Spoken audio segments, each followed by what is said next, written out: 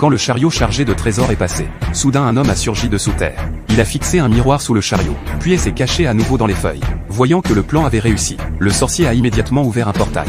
Ensuite la femme a pris un marteau et a défoncé le plancher du chariot. Julie s'est rapidement glissée dans le chariot par le portail. Mais leur cible n'était pas les trésors dans le chariot. Il suffisait de placer le portail dans le coffre-fort, pour pouvoir voler tous les trésors à l'intérieur. Mais à ce moment un accident s'est produit. Julie a glissé et a failli lâcher le portail. Heureusement son compagnon l'a attrapé à temps, et a retenu le portail avec son pied. Cependant le danger n'était pas écarté. Un gros rocher est apparu sur la route.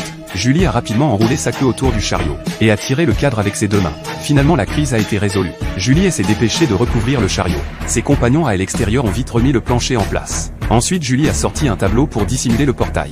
Puis des ailes ont commencé à pousser dans son dos. Son corps a commencé à rétrécir progressivement. Et elle s'est finalement transformée en abeille. Elle s'est échappée sous les yeux de tout le monde. Cependant quand le sorcier a réactivé le portail, il a vu un sol dur.